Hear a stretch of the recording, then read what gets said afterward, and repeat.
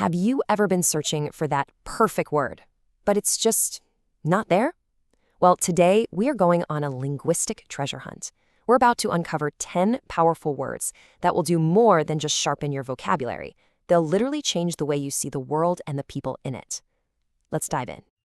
You know that feeling, right? You're in a conversation and you're trying to describe something specific, a certain behavior or feeling, but you just can't nail it down. Your words feel flat. That is exactly what we are fixing today. We're building a brand new toolkit with 10 words that are going to give your communication a serious upgrade. Okay, so first up, we're going to start with the darker side of human nature. Now, these aren't exactly pleasant words, but you know what? Understanding them is absolutely essential for navigating the complexities of our world.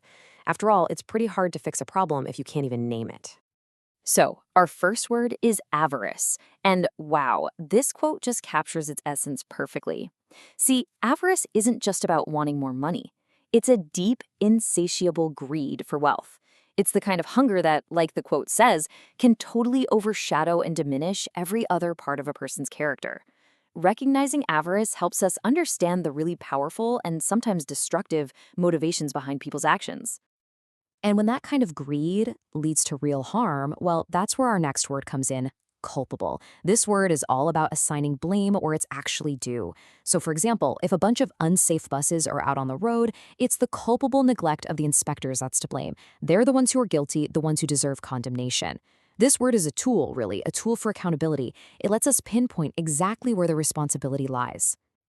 Okay, now what's so great about this slide is how perfectly it visualizes our next word, egregious. An egregious error isn't just any old mistake. It's a conspicuously, shockingly bad one. It stands out from all the minor slip-ups, just like that huge bar on the chart towers over the others. It's a blunder so bad, you literally can't ignore it. It just demands attention. And the final word in this section is anathema. An anathema is something or even someone that you just intensely dislike. It's an abomination to you. And to really lock in the meaning, just look at its direct opposite on the slide, a benediction, which is a blessing. So if something is anathema to you, it is the absolute polar opposite of a blessing. It's a curse. All right, so now that we've covered the outright negative stuff, let's move into a trickier area. Let's call it the arts of ambiguity. Here, we're going to explore the words that describe the subtle and, yeah, sometimes frustrating ways people navigate the gray areas of communication. First up in this section, astute. Now, this is about more than just being smart. It's about having a sharp, practical wisdom. Someone who's astute can see the hidden angles, they make shrewd decisions. You can think of it as street smarts combined with some serious strategic thinking, a truly valuable skill for getting through complex situations. Have you ever been listening to someone and you just get the feeling they're deliberately dodging a straight answer? Well, they are probably trying to equivocate. This little graphic really nails the idea of being intentionally vague or ambiguous to avoid committing to one side or the other. You know, talking out of both sides of your mouth. Being able to spot when someone is equivocating is a critical skill for cutting through the noise and getting to the truth.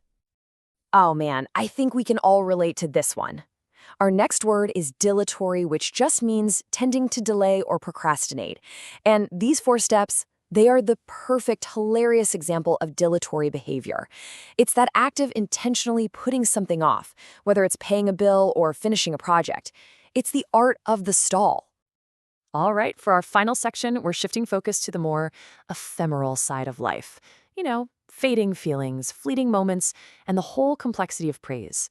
These are the words that help us capture things that are a little harder to grasp. So, imagine this scene. A powerful storm is just raging outside. The wind is howling, rain is pouring down. It feels like it's never going to end. But then, the storm begins to abate. The wind softens, the rain starts to lighten up. To abate means to become less intense, to subside or diminish. It can apply to storms, to fevers, to anger, really anything that can decrease in force, reminding us that even the most overwhelming feelings eventually do pass. You know, some of the most beautiful things in life are effervescent. This word describes something that vanishes quickly, something that's fleeting and transient. Think of the magic of a perfect sunset, or the shimmer on a soap bubble just before it pops.